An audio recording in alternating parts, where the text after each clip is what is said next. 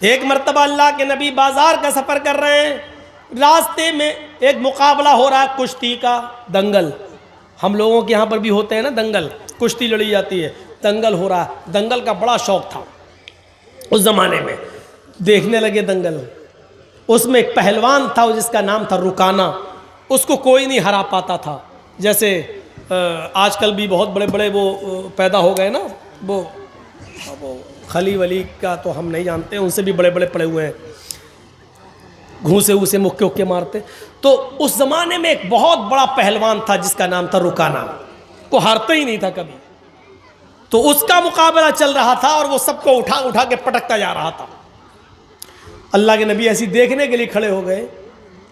اس نے جب دیکھا محمد ابن عبداللہ تو اس نے چیلنج کر دیا. اس نے ایسی کہا، اے محمد ادھر آؤ، آؤ تم بھی آ جاؤ، تمہیں بڑا بھروسہ ہے نا تمہارے اللہ پر، تو آؤ نا لڑ لو.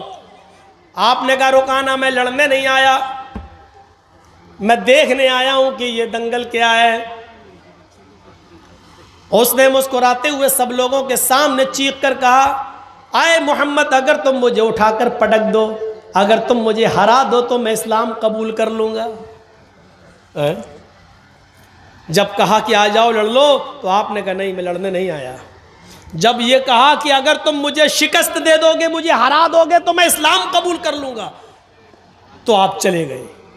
اسلام کا معاملہ آیا تو آپ چلے گئے. چلو تیرے جیسے پہلوان کی ضرورت بھی ہے دین کو. آپ آگے بڑھ گئے. یہ کتنی بڑی بہادری تھی. اور کوئی مولانا جرجیز کے سامنے کھڑے ہو کے کہہ دے کہ تم خلی کے مقابلے میں آ جاؤ تو میں تو جاؤں گا ہی نہیں. کوئی ہے، کوئی مقابلہ ہے؟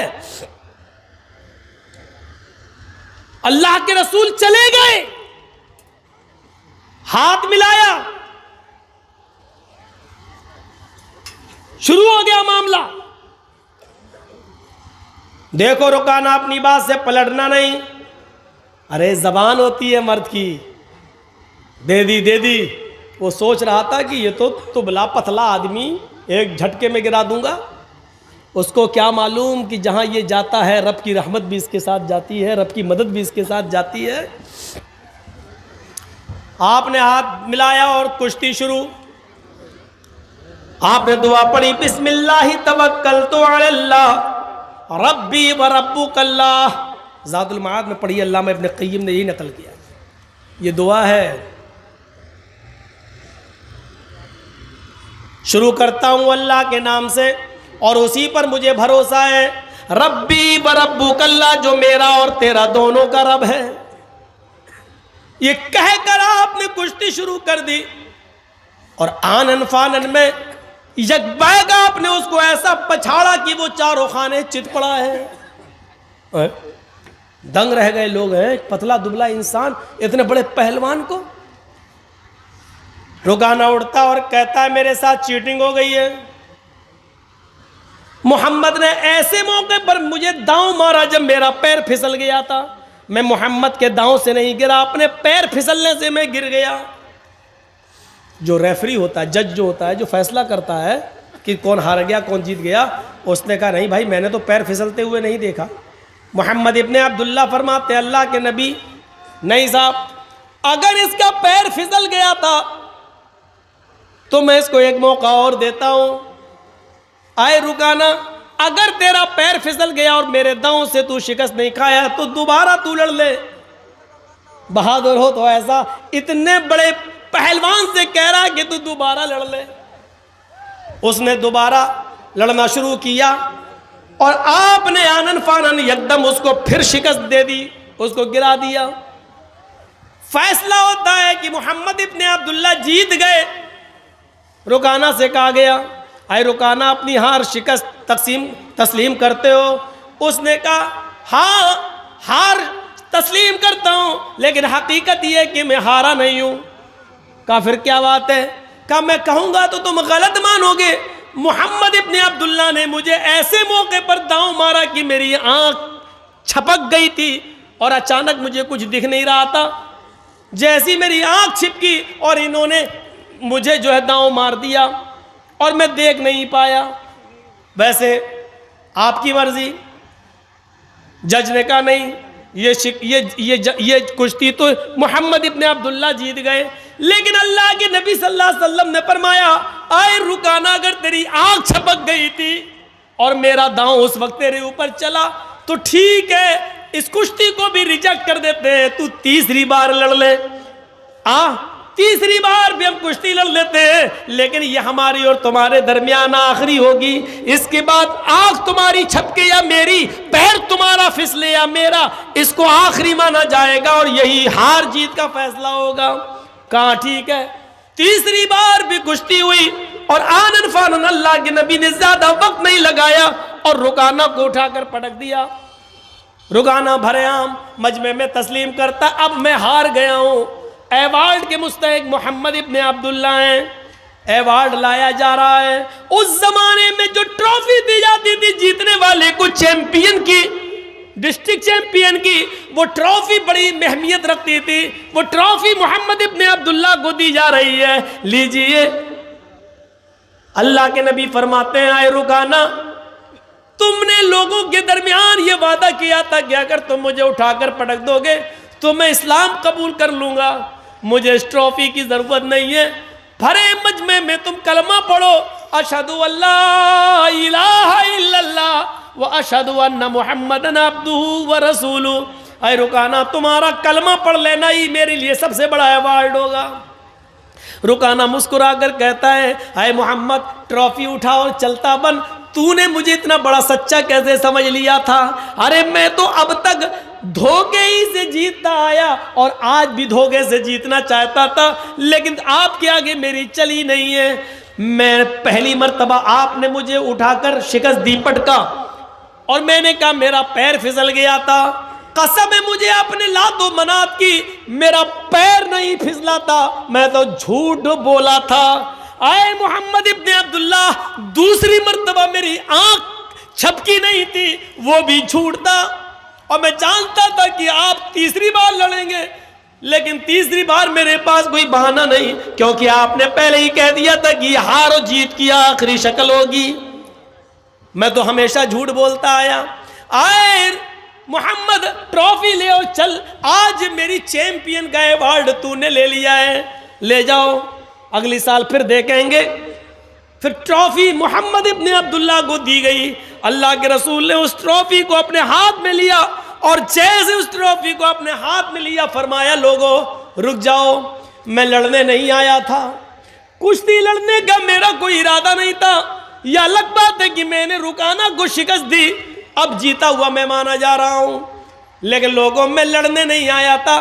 رکانہ تو ماہر ہے لڑنے میں، رکانہ ہی کو ایوارڈ ملتا، اگر میں نہ لڑتا تو آج رکانہ ہی ایوارڈ لے کے جاتا، جب میری لڑنے کی نیت ہی نہیں تھی تو میں ایوارڈ کیوں لوں؟ اس ایوارڈ کا اصلی حقدار رکانہ ہے، میں نہیں ہوں۔ آئے رکانہ، تم اسلام نہیں لاتے ہو مت لاؤ، تم دین قبول نہیں کرتے ہو مت کرو، لیکن یہ ایوارڈ میں نہیں لوں گا، کیونکہ میری لڑنے کی نیت نہیں تھی، اور میں نہیں لڑتا تو یقیناً یہ ایوارڈ تم ہی جیتے، اب یہ ایوارڈ میں تمہیں دے رہا ہوں۔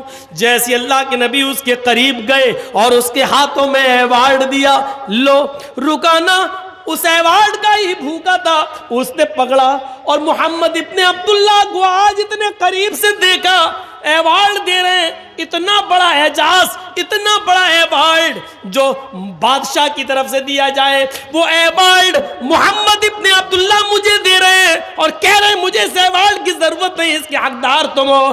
رکانہ اس ایوارڈ کو پکڑتا ہے اور نبی کے چہرے کو دیکھتا ہے، آج اس نے قریب سے نبی کے چہرے کو دیکھا، چہرہ دیکھ کر ہی آئیڈیا لگا لیا یہ چہرہ کسی جھوٹے کا نہیں ہو سکتا ہے، محمد رسول اللہ کے چہرے کی چمک جس کو دیکھ کر کبھی جابر ابن سمرہ نے کہا تھا اے محمد، کبھی میں آسمان پر چمکتے ہوئے چاند کو دیکھتا ہوں اور کبھی آپ کے چہرے کو دیکھتا ہوں، تو کعبے کے رب کی قسم مجھے ایسا لگتا ہے کہ چاند آسمان پہ جو چمک رہا ہے اس کو حسن اور نور ملا ہے تو وہ آپ کے چہرے سے ملا ہے، آسمان پہ چمکنے والا چاند بھی آپ کے چہرے کی روشنی کا حقدار ہے، وہ بھی آپ کے چہرے سے روشنی لے کر گیا ہے۔ اس چہرے کو دیکھ کر کبھی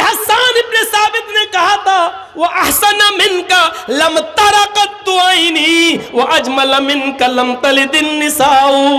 آج محمد ابن عبداللہ آپ کو دیکھتا ہوں تو ایسا لگتا ہے کہ وَأَحْسَنَ مِنْكَ لَمْ تَرَ قَطُّ عَيْنِي, میری آنکھوں نے آپ سے پہلے اتنا حسین چہرہ دیکھا ہی نہیں. وَأَجْمَلَ مِنْكَ لَمْ تَلِدِ النِّسَاءُ, اور دنیا کی کسی عورت نے آپ سے خوبصورت بچہ پیدا کیا ہی نہیں ہے. آپ حسین ہیں, جمیل ہیں. اس چہرے کو بار بار دیکھتا ہے رکانا, ایوارڈ پکڑتا ہے اور تھوڑی دیر کے بعد ایوارڈ اٹھا کر زمین پر پٹک دیتا ہے اور کہتا ہے محمد مجھے اس ایوارڈ کی نہیں, اسی ایوارڈ کی ضرورت ہے جو آپ دنیا کو دیتے ہیں. وَأَشْهَدُ أَن لَا إِلَٰهَ إِلَّا اللَّهُ وَأَشْهَدُ أَنَّ مُحَمَّدًا عَبْدُهُ وَرَسُولُهُ. یہ کلمہ پڑھتا ہے رکانا اور اسلام قبول کر لیتا ہے. معاف کیجئے گا میرے بھائیوں, علامہ ابن قیم نے زاد المعاد میں لکھا ہے کہ رکانا اسلام لے آیا, لیکن مولانا ابو الکلام آزاد نے لکھا وہ اسلام سے متاثر ہوا ہے لیکن اسلام اس نے قبول نہیں کیا تھا. لیکن میں نے جو حوالہ آپ کو دیا ہے وہ زاد المعاد کا دیا ہے ابن قیم کا, کہ انہوں نے کلمہ پڑھ لیا اور اسلام کے دائرے میں داخل ہو گئے. اللہ کے رسول صلی اللہ علیہ وسلم کا یہ اخلاق دیکھ کر بہادری دکھانا مقصد تھا مجھے کہ آپ اتنے بڑے پہلوان کے سامنے کھڑے ہو گئے. یہ اس بہادر نبی کی قوم ہے جو آج بزدلی کا شکار ہوتی ہے اور بہت جلدی مایوس ہو جاتی ہے, بہت جلدی مایوس ہو جاتی ہے. لیکن دیکھیے میرے بھائیوں اور غور کرو, بہادر نبی کون ہوں گے؟ بہادر. اللہ کے نبی صلی اللہ علیہ وسلم اتنے بہادر کہ جب اکیلے تھے اور لوگ ابو طالب کے پاس آئے, کہنے لگے اے ابو طالب پانی حد سے آگے چڑھ گیا ہے, آپ کا بھتیجہ ہمارے معبودوں کو بہت برا بھلا کہتا ہے, اب آپ اپنے بھتیجے کو میرے حوالے کیجیے, ہم اس کو ماریں گے, ہم اس کو قتل کریں گے. آپ کی بات سمجھ میں نہیں آ رہی اس کی, ہم لوگ سمجھا رہے ہیں پھر بھی نہیں مان رہا ہے محمد. کہو صلی اللہ علیہ وسلم, آپ کی بھی بات نہیں مان رہا, ہماری بھی بات نہیں مان رہا ہے, اب جہاں ملے گا ہم اس کو ماریں گے, نہیں تو ایک موقع اور دے رہا ہوں اس کو سمجھا لو. ابو طالب نے اپنے بھتیجے محمد ابن عبداللہ کو بلایا اور کہا کہ بیٹے تمہارے باپ نہیں ہے, میں نے تمہیں بیٹے کی طرح پالا ہے, اپنے چچا پر اتنا بوجھ نہ ڈالو کہ وہ اٹھا نہ سکے. آئے میرے بھتیجے, تیری پیشانی سے, تیرے سر سے اگر خون کا ایک قطرہ گرے گا تو تیرا چچا ابو طالب اس دنیا سے رخصت ہو جائے گا. آئے میرے بھتیجے, آج یہ کافر لوگ پھر آئے تھے اور مجھ سے کہہ رہے تھے کہ آخری مرتبہ سمجھا لو, اور اگر نہیں مانتا ہے تو آپ ہٹ جاؤ, جہاں ملے گا ہم اس کو ماریں گے. اے میرے بھتیجے مان جاؤ, میرے اوپر اتنا بوجھ نہ ڈالو کہ میں اس کو برداشت نہ کر سکوں, چھوڑ دو ان کو ان کے حال پر. آپ کے ساتھ اس وقت کوئی نہیں تھا ابو بکر کے علاوہ اور آپ کی بیوی خدیجہ کے علاوہ. ذرا تصور کیجئے کہ اس وقت ابو طالب نے کیا یہ جملہ جب کہا تو اللہ کے نبی کی زبان سے جو جملہ نکلا اس کو سنو, جو آپ کی بہادری پر دلالت کرتا ہے.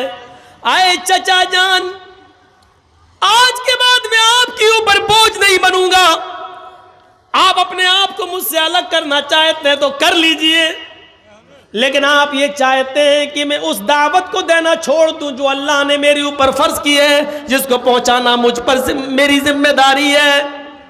رہی ان کی بات, یہ کہتے ہیں کہ جہاں ملے گا تو ماریں گے, تو سنیے میرے چچا جان, اس ذات کی قسم جس کے قبضے میں میری جان ہے, یہ کافرین مکہ 9,30,00,000 میل کی بلندی پر جائیں اور سورج کو توڑ کر لائیں اور میرے دائیں ہاتھ پر لا کر رکھ دیں, اور 2,40,000 میل کی اونچائی پر جائیں اور چاند کو توڑ کر لائیں اور میرے بائیں ہاتھ پر لا کر رکھ دیں.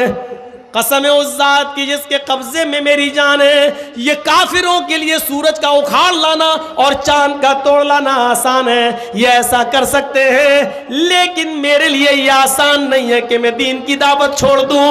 میں اس کے باوجود دعوت دیتا رہوں گا.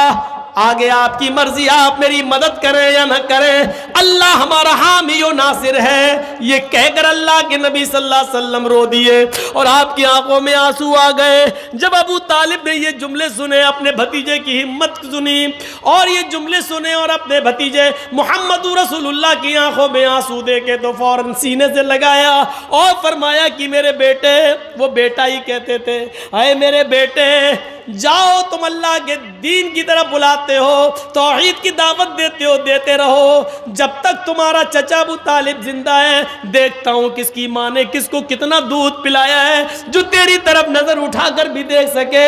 میں حتی الوسعت استطاعت کے مطابق تیری مدد کرتا رہوں گا۔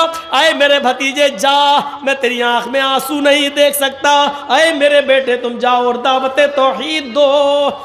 آپ کے یہ جملے کہ یہ سورج لے آئیں، چاند توڑ لائیں، دائیں بائیں ہاتھ پر رکھ دیں پھر بھی میں نہیں مانوں گا، آپ کی بہادری کی طرف اشارہ کرتا ہے۔ یہ بہادری تھی، پراکرمی، وہ بڑا بہادر ہوگا۔